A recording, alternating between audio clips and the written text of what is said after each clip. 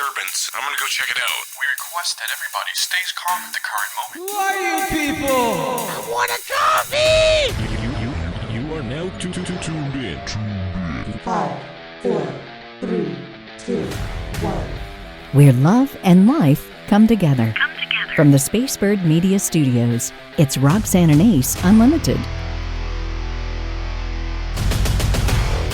Hey, it's Roxanne and Ace Unlimited. Welcome back. Another great Friday. Getting to hang out with you. Of course, brought to you by our friends at MyBrothersCup.com and Birmingham Mortgage Group. How are you? I am doing absolutely great. How are you, my friend? Hey, I'm another year older. Do I look either wiser or grayer? Just a little bit. No one would guess your age in a trillion years. I think you look fantastic. I think the happiness in your life, I think your beautiful wife, Tawny, has a good deal to do with that. Yeah. I think it just shines on your face. Well, thank you. It was a great birthday. It was in the middle of the week, so it was one of those where it kind of was a nice breakup of like all the work and hustle and bustle with taking the kids to rehearsals and stuff. Woke up with a kitchen table full of gifts and goodies, which for those that know me, know my love of superheroes. So I got Batman seat covers for my Chevy Cruze, and so now like the car kind of feels like it's the Batmobile because I have one of those start button. I don't know if your car does this where you have the start button rather than a key, and so I got a key cover that like has the bat emblem and you have to turn it in order to be. I was like, I could not be any more geeked out right now about these gifts, and so it is what it is. But yeah, it was a great birthday, so thank you, and thank you for your gift as well. It was nice when the little birdie dropped it off in my mailbox. So I was just trying to think, I got to beat the mail woman so she doesn't think the gift card's for her. Happy birthday, sweetie. I love you so much. Of course, you know, you and I are close and we stay in touch on things that matter. And so when Dr. Charles Stanley, First Baptist Atlanta, who's written some of my favorite books of all times, passed away, you were the first to tell me, and it reminded me, you were the one to tell me my own mother died. Remember that morning? Oh, yeah, I do. And then I'm sure it wasn't pleasant you telling me about Dr. Stanley dying because this is a big fan. Yep. And my faith just has drastically been enriched by this man. And in doing a lot of reading about his life, he was flawed. You know, he went through a divorce, and for a while they tried to oust him. This is back when you didn't have a Baptist preacher divorcing. Right. So that was very difficult. His son, Andy, did they clash? They, as adults, had to do counseling together to work through some of their issues because Dr. Stanley was abused as a little boy. And he said that would come out in some of his behaviors toward others. And you know what was so great is people told Dr. Stanley, now when you preach on adversity, I know it's real because you've been through it. Yeah.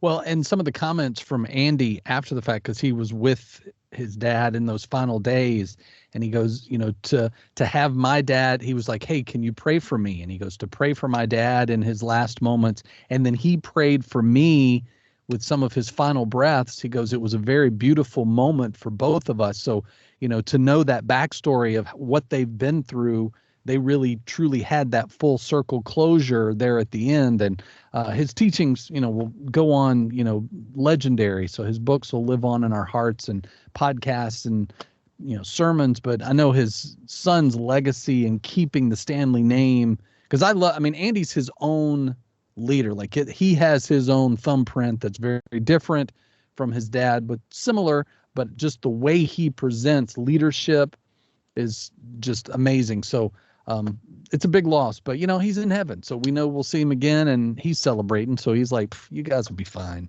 And he can go on any Alaskan cruise and take all the photographs he wants because that's how he enjoyed spending his time. Other things, breaking news from this week, there are 5 arrests now in that horrible Dadeville, Alabama mass shooting, 4 dead. The girl's birthday party, the 16-year-old girl says her brother died protecting her. You can't even have a birthday party in a sleepy Alabama town and not be. The reason so many were injured, Ace, is because the gunfire was coming from multiple directions and people did not know how to take cover. Yeah. Well, and I even saw this morning, I think it was, where there was a family that was shot in their own driveway because the neighbor pulled a gun out after their basketball rolled into his yard. Yeah. And I was like, what have we turned into? That something like you pick up the ball, you try to make a basket yourself from across the street, and you go on with your life. You don't go inside and get your gun. I just can't even fathom the kind of whatever that's going on in that man's life that's his go-to in that moment. Well, the fear we have now, this enormous dog was doing what dogs do in the middle of my very tiny yard. Mhm. And I'm picky about my yard. And I was going out to get a package, and the woman was mortified. She thought I was going to come out screaming and yelling at her. Right. And I just laughed. Life's too poop. short, right? Yep. And what did you say? It's just poop? It's just poop. It's just poop. Let's move on. I mean, now I would be like, because like I've sat in my chair with the blinds open and watched dogs do their business, but I've also watched my neighbors scoop it and they go on, right? So that patch is a little greener than the rest of my yard, but it's just one of those things. But we just need to relax and give our cares to God so we're not so uptight all the time. Other breaking news, legal marijuana sales in the United States in 2022, you just won't believe this. In 2022, were 30 billion. Marijuana is legal in 20 of our states. Guess what it surpassed? The sale of chocolate, coming in at 18 billion. So I have to get your opinion on Well, I mean, for those that have been high any time in their life, usually it leads to chocolate. So the two kind of go together, Well, I will say this, because also in addition to that, I believe it was the president, and I think even, you and I broadcast out of Alabama. So even our own city mayor for Birmingham gave pardons to people who had some kind of cannabis sales in their life on their record that was keeping them from a job or residency or something. And there is that shift that's going on that, I mean, if that's what you want to do and that's what you want to sell, it's not any different than anything else. That's something that you can just choose not to be engaged into that kind of lifestyle. You have to know your limits. You have to know your boundaries. You have to listen to God when he goes, don't do that, but I don't know. I speaking from someone who knows the health benefits of people who are using cannabis for medical reasons, and I've watched them like drastically overnight go from dealing with moments of fibromyalgia to the next day actually being able to walk to the mailbox, when they couldn't even get out of bed from something that was simply there to help them after years having to do it underground, so I have the total opposite opinion of probably what most people would want me to have. No, I think you'd probably be in the majority on that. But surpassing chocolate? I have to have a little bit of chocolate every day. Then McDonald's is updating its burgers. The buns are going to be softer and the cheese is going to be gooier. I just don't want them messing with the cheeseburger too much. Well, they're going to provide now the Big Mac sauce is now going to be a dipping, so you can get it on the side now. So you can use it for your fries or extra on the Big Mac. So that within itself is revolutionary. So make whatever changes you want. And one more thing, breaking news wise, the FBI says never use a public phone charger. One of those stations to charge your phone. Why? Malicious software is going on people's phones as a result. I didn't know it was possible, but they say don't do it. And I want to save somebody the pain by passing that along, because I've used those. See, and I'm always that guy that, has like 3 or 4 chargers with him, because I'm always taking laptop, iPad, something. So I've never used one of the public ones, but when you say it, it totally makes sense. Given the way that how quickly that spamware and stuff can get on our devices, I totally see that happening. You need to avoid shysters. One way you can do that is with Birmingham Mortgage Group. You know, everybody's out to make a buck, but I'm going to tell you about Terren Newell. You want to talk about a heart of gold. You want to talk about somebody who'll pray with you. You want to talk about somebody who puts God first. You want to talk about somebody who's maybe he was more thrilled than Wayne and I when we got into our house. I've never seen anybody so gleeful. You know, because we had a complicated situation. A lot of people do. And Terren has the ability, you know, they're their own broker. He's just a mortgage genius, and he's going to make it happen for you. We're still buying houses, folks. We're still selling houses. Yeah. We still need mortgages. Well, and we talk about what's trending. I mean, this week they're talking about how much the market is changing for those trying to sell their homes. And when the price has to drop, what does that mean for you and all of that stuff? And Terren can kind of take all that red tape and go, here's how you do it. Here's how we're going to take care of you. So if you're looking to refi, if you're looking to get into that dream home or your first home, you want to set that up today. Go to bhammortgage.com, or you can call them at 205-259-1656. That's 205-259-1656. Birmingham Mortgage Group. Tell them you heard about it on Roxanne and Ace Unlimited. So Trish Harrison Warren writes for the New York Times. She's Episcopalian and brilliant, and I like to read her articles. And she featured Jonathan Roumie, the star of The Chosen. He was also in Jesus Revolution. If you have not seen Jesus Revolution, you must go see it. She deliberately asked for the assignment of interviewing Jonathan because she does not like Christian entertainment at all. Yeah. But she watched The Chosen, and that changed. And I bring it up because I think we should. 108 million people have watched The Chosen. The scene with Simon outside the boat and Jesus, my mouth opened and wailing came out. It was just so good. It was so good. And it gets criticism because it kind of fills in stuff. You know, little scriptures where we only get, you know, a sentence of what happened. It fills in things, and people don't like that because they want it to be absolutely legit scripture. So she asked Jonathan about the pressure of playing Jesus, and you won't believe what happened to him. He's this just gets me. He's at a venue. A mother comes with her son who has cerebral palsy. Okay.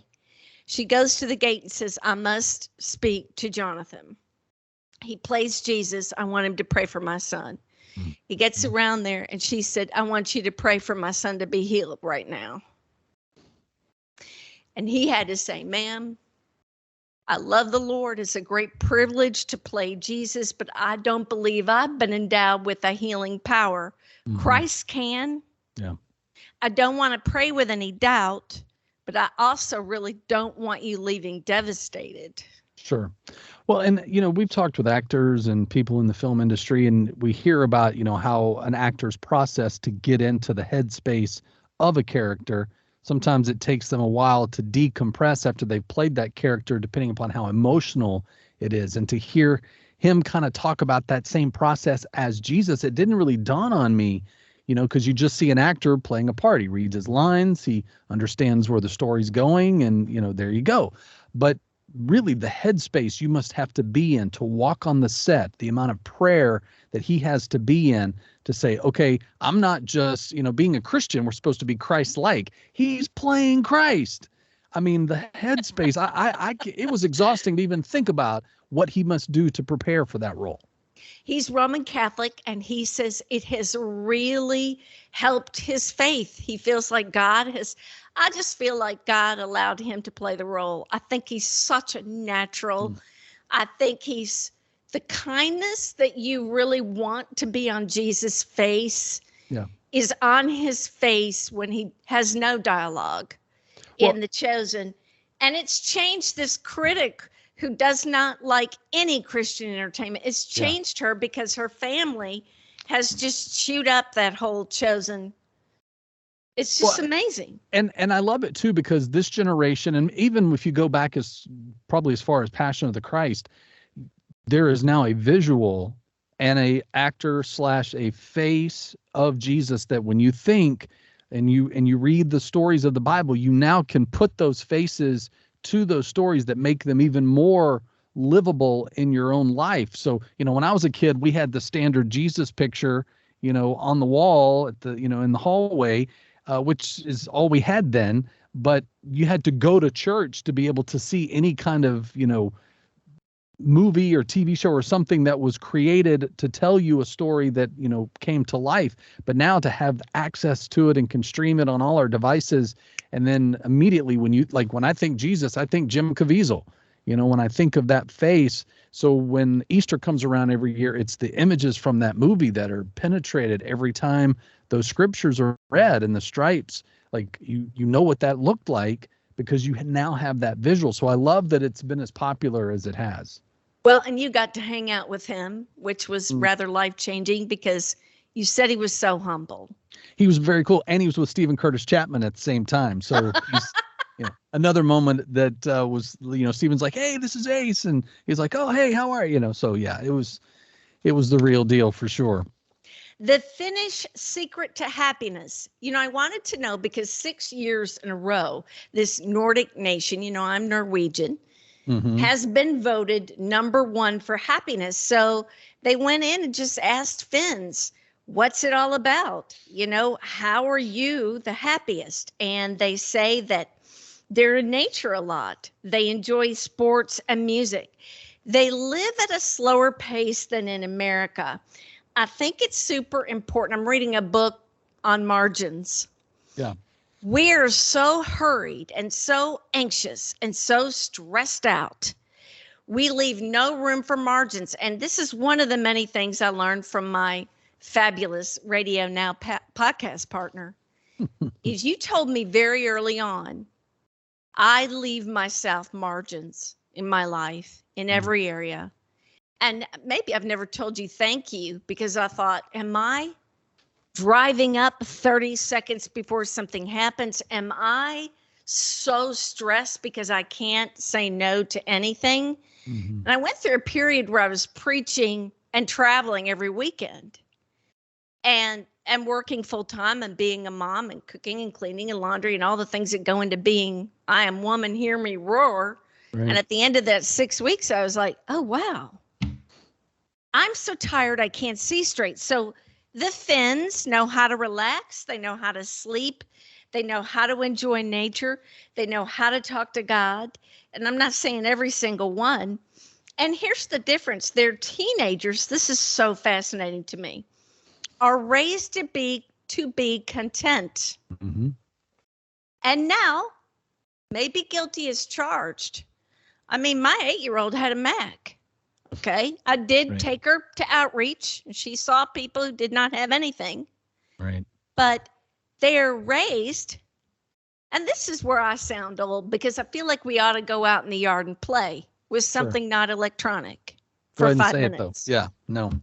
I'm 100% on that because I remind the kids when they're like, where's my phone? I go, whose phone? Where's the phone you let me have to use, sir? It's like, because I want them to know that you have the amenities that you have because God has blessed us enough to be able to gift them to you. And if you treat them well and you do the things like clean your room and whatnot, then you get to use and keep those items. But if grades slip, if, you say or do something disrespectful, first thing that goes is those extras. And so I love teaching kids the mindset of what you had is enough. Because when I think about my childhood, I always never went without, and never thought, I thought having Gino's pizza on a Friday night, we were like, highfalutin. Little did I know it was like 59 cents, and it's either that or ramen. But again, it's in the frame of mind. It's in the heart set of we're blessed and we're taken care of in an abundance. So we have nothing to worry about. We have, nothing to fear. And so I don't know, maybe we just all need to spend summer in Finland, come back changed. Well, and a story about a missionary who her husband was taken to a jail and she had to move her family onto a patio to live. And when it rained, they had to go into a stairwell. And what was her letter to supporters in the U.S. all about? I'll get wound up. My God is faithful. He provides for me. When it rains, I have shelter. And it's very convicting. The things we worry about that we do not have. Yeah. No, it's true. Well, and that's why I love like our partnership with My Brother's Cup, to know that with every cup that you drink, you are helping to make a difference. You're helping to spread the gospel to places that they wouldn't otherwise hear about it. And it's just a great partnership that we get to. And the Roxanne blend is the best smelling coffee ever to exist. If I'm being truthful, as a coffee snob, I can say that. Well, and when they went to Burma and one child after another was being saved, and then entire families, and they showed all the video of it, and it was My Brother's Cup missionaries there extending the love of God and the gospel, and how many came to know him. Again, I boohooed through the whole thing, and Mike Pittman, the owner, said, you know what, you're going to have a coffee. It's going to have your name on it. So I'm super excited about it, and it's really yummy, and it benefits them. So mybrotherscup.com, if you'll go there. We're Roxanne and Ace Unlimited, excited to be with you this week, as we always love to have people on the show that are smarter than us, especially when we start talking about God's word. And so this week's guest allows us to dig a little deeper into our understanding of end times. How exciting is it for us to have the host of Bible Prophecy on Trial on TBN, the maker of the Left Behind movies? Isn't that super neat? A prolific author and a gentleman totally committed to sharing Bible prophecy and letting us know that we are in the end times. How fascinating is that? We need 3 hours. We have a limited time, but we're so excited to welcome to the show Peter Lalonde. How are you? I'm outstanding. Greetings from Canada. Nice to see you guys. Glad you're with us, eh? Hey. Get that out of the way early, then we're good. We got the 1A in there. So, Peter, I have to ask, because I feel like I'm celebrating over 40 years in my faith, and I feel like from day one I've heard, oh, the end times are near, Jesus is coming any day. Okay, I just turned 51 and I ain't seen him knock on my door yet. So what is, when we say we're in the end times, what are we really needing to embrace in that mindset? Well, the first thing I'd say is don't lose heart. The apostles thought they were living in the last days too, so they're 2,000 years behind. It is a very specific set of signs that were given to the end times. And I will tell you that when I did co-host This Week in Bible Prophecy with my brother Paul on TBN back in the late 90s, as I reflect on it now, I would say, to put it in the Canadian vernacular, I didn't know squat. And the reason is, we saw, darkly through a glass, as the Apostle Paul said at the time. It wasn't happening yet in the big way that it is now. But now the seals that the scriptures speak of, particularly Daniel, the prophet Daniel, are being unsealed. And we see things now that we couldn't see simply because back then they didn't exist yet. And I'll just make mention of the prophecy of knowledge being increased in the last days. I think we've mostly heard that one. But then it follows up and it says, go thy way, Daniel, about this knowledge being increased. It's sealed. This prophecy is hidden until the very last days. Nobody will be able to understand it. And no one, including me in the 1990s, did. But what I've come to learn is, I don't think it was our knowledge that Daniel was speaking of, or actually, he was prophesying. It was not him speaking. And we used to think back in the 90s again, we'd say, oh yeah, knowledge is increasing. We went from the Wright brothers to the space shuttle. I mean, look at the knowledge increase. But as I went back and studied it, and I looked at the Hebrew, and I'm quite well versed in Hebrew. I know 2 words. And that's 2 more than us. So you're good. I have a concordance and I have a lexicon. And so I'm able to go in and dig these things out. And the word that Daniel used for knowledge was not the traditional word, which is yada, used almost 1,000 times in the Old Testament. It was a word called doth, or if you would just say it as if it was an English word, it's hadat. And if you go back and you look at the usage of that word, it's only used 7 times. And its origin is the tree of knowledge. So it's the tree of knowledge that shall be increased in the end times. And he's speaking specifically, Daniel, this is sealed up till the end of time. Nobody will understand it until that time. And by the way, here's a little secret buried in there. That's why it was sealed and we couldn't understand it. The tree of knowledge exists today in the form of the cloud, mainframe computers that completely contain all the knowledge of all mankind located in one place. A pretty scary possibility, but it goes to show that things are happening right now because of this technology that could never have happened before. And that's what really started me on the path to putting Bible prophecy on trial, because it, by the way, it's not to disprove it or, you know, as if I'm sitting there saying it didn't really happen. It's to absolutely prove that it has happened. And that's the evidence that I present in this trial. And the people who join with me actually join as jurors. And so they sit with their phone and their computer, and a little ironic that I'm doing it through phones and computers when this is what I'm talking about. But they get verdicts, or they get questions presented to them for them to cast their verdict of whether they agree or disagree with each piece of evidence as we go along. So it makes it kind of interactive. And that's important to me because as a guy who made movies, nobody has any input into what I say when I'm writing a movie or producing a movie. When I'm writing a book, it's me sitting in my study by myself, writing or, you know, doing my research. But I wanted it to be interactive because we've all sat in churches and in prophecy conferences and all the things that are of great interest to us. And our pastors will speak about the end times and we write notes and we think, oh, you know, I'm going to go study these later. And, you know, sometimes you don't.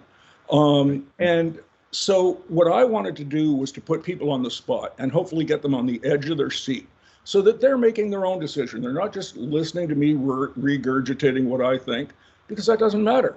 What matters is what they think at the end of the day.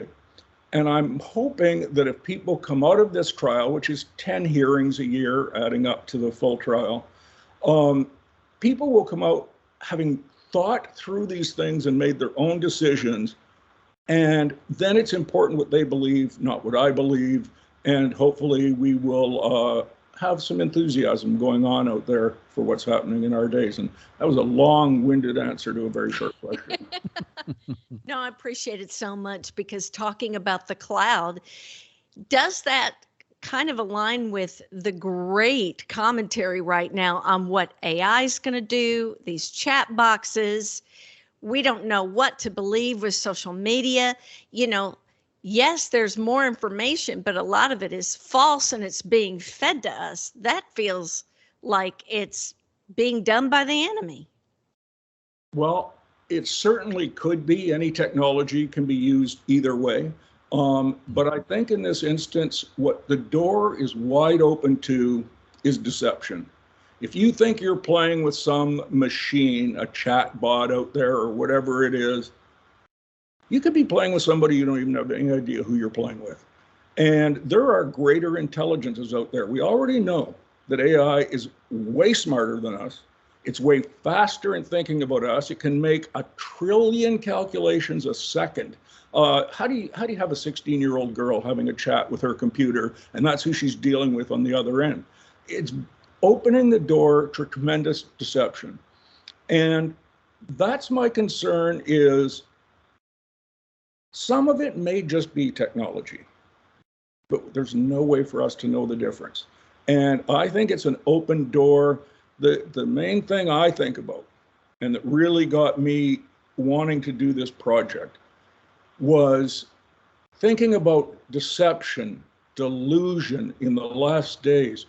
That's what the Bible speaks of, a strong delusion that they should believe a lie. And as you think about those things and you realize the cloud up there, and by the way, they call it a cloud. There's no cloud. Nothing's sitting up there in the Charmin cloud, up floating around nice and fluffily in the sky. These are mainframe computers that blanket our world today. They're within a mile of me, and I bet you within a mile of you. They're giant warehouses. They're on every continent. They're under the ocean. They're in the space. That's how they're able to do what they're doing. But of course, you bring in the marketing guys and they say, oh, you know what? Let's call it the cloud. It sounds so nice and pure and beautiful and all of that. It's not. It's a $1 trillion business. And I don't think we can deny that is a major influence in our world today, if not the major influence, but certainly one of them. So when Daniel spoke about knowledge being increased, he seemed to have hit the nail right on the head in a way that we could never have understood before this existed. And to me, that's just fascinating. Well, and in trying to understand whether you're reading it straight from the Bible and trying to translate, or you try to read some of the encryptive stuff that's online and then other people's opinions like your own, I feel like it's not a 50-50 ratio of understanding to trusting God. I feel like that it should be like 99% trusting God and 1% understanding, because I know for me, even after 40 plus years of faith, there's still things about the Bible that I've read over and over and over, and I still don't understand them, but I trust that it's true. And I feel like that's the part when I'm all about, know how to defend your faith and know what is coming so you can explain it well to someone else. But again, we get so caught up in I got to understand what God's doing here. No, you don't. You just have to trust that what he says he's going to do, he does. I think it's a balance. I think you're exactly right. The first thing I would note is when we talk about the tree of knowledge, right next door was the tree of life. And we should be putting a lot more attention on that than on the other one that's just nothing but a world of trouble since the very day that the serpent pulled up his little deceptive lie to Eve, if we can. It has never changed, and that has never changed. This is not complicated. The one thing about Lucifer that you can say is he's consistent. He fell from heaven because he said, I want to be like God. He went down into the Garden of Eden. He told Adam and Eve, you can be as God, you shall not surely die. It was the inspiration at the Tower of Babel. It's never changed. So it's not that complicated to follow along. We know what the delusion is going to be in the last days, or at least where it's going to lead to. And you see that happening with transhumanism and all of those things taking place. But I would agree with you that for some people, Bible prophecy becomes almost a fetish. It's let's talk about heads, horns, and beasts all night long till 4 o'clock in the morning and try to dissect this and that. That's not what it's about. What it's about is when you see these things, and I think we should be watching and seeing these things, then lift up your heads, for your redemption draweth nigh. And I think we stand right at the door to that, just as those great apostles did too. So I might not be exactly right.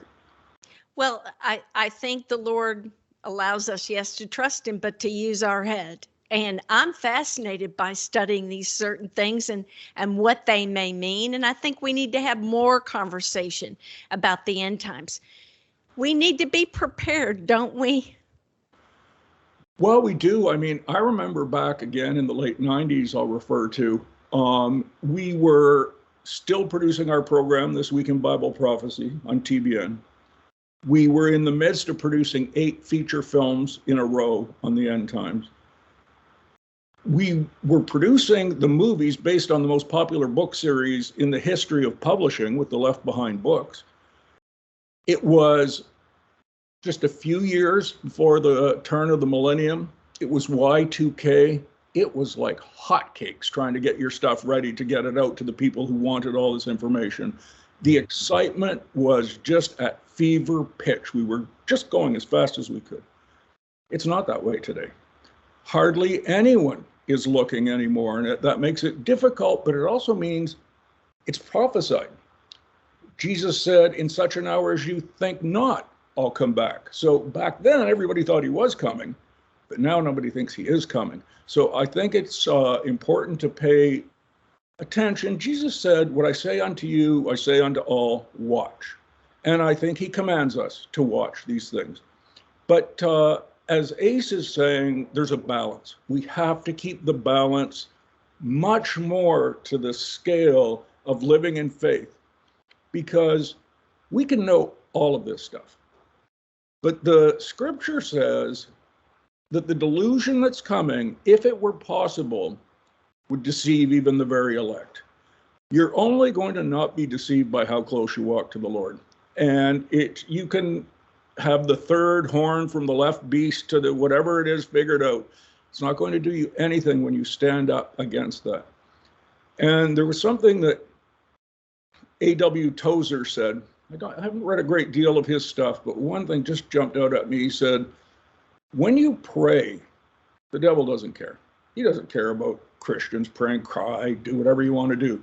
Mm-hmm. What he fears is the presence of the Lord when you are praying. And that just struck me as exactly what we're talking about here, that we have to walk in that way. And I think it's possible. I think we can do it in a way that some of these things are frightening, they're scary, they're overwhelming, but at the same time, we can walk in peace because it was prophesied. The prophecies are remarkable. This isn't some cunningly devised fables. This is the real deal that's been laid out for us. God said in Isaiah 46, I'll tell you the story from the beginning to the end, and from the ancient times to things that are not done yet. And only I can do it because I'm the only God. Mm-hmm. So basically, he first of all started out by saying, I'm going to diss every other leader of these religions in the world right now and every other God out there, because if they say they're gods, why can't they tell the future? Only I can do it. And I think that's the great comfort to Christians of no matter what you're seeing around you, nothing's taking him by surprise. Well, I think it's fascinating that it's another indication that we're in end times because we're not paying much attention to it like we used to. That is just another, to me, indication. And it's fascinating, something I have never thought about. Peter Lalonde, I knew this would be incredible, this experience with you, and it truly has been. Thank you for enlightening so many things for us. It's been amazing. We so appreciate you. If people want to connect with you, how can they best do that? BibleProphecyOnTrial.com, and also on Facebook, Bible Prophecy on Trial. I hang out there quite a bit too. So I encourage people to just give it a little peek and see how much you'd like to be a juror. It's pretty interesting to get to decide if I'm just feeding you a line or if I'm telling you the truth. So great. Peter, it's a great conversation, man. We look forward to having you back when we can't make sense of it all. You can help us to break it down. All right. Thank you. Oh, there's so much to talk about this week. How health guru Ben Greenfield reversed his biological age by 17 years. The dude is ripped. He is very little fat on the bod. Yeah. But I was like, ooh, I'm taking notes. How did you do it? You and I exercise. You and I watch what we eat. Right. I wish I didn't love eating so much. But you know, the thing that I've found is I feel like I'm at that place now where I need to do like one of those your body type tests, because I feel like the things that I used to do to either lose or get back in shape or whatever I'm trying to do, I need to be in that frame of mind and have an expert go, well, you need now gluten is your problem, or now sweets is your problem, you know. But do you want to know his formula to get rid of excess fat that leads Yes. to inflammation? Here it is. The technique by Ben. Drink a cup of black coffee in a fasted state. Wait 10 to 15 minutes, then do 20 to 25 minutes of easy aerobic exercise like brisk walking, or you, I think you do yoga. When I did yoga, I got stuck and was screaming, please help me. But I did Tai Chi. Mine was a little bit different, but yeah. Okay. It bended me in places I didn't know could bend. It's okay. I just remember my office once. I was, before we went on the air, something happened in the yoga position. I was like, I don't want to have to call Ace and say I'm stuck.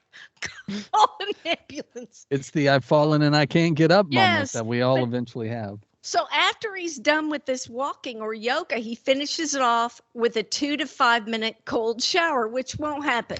So I guess I'll walk around with my fat.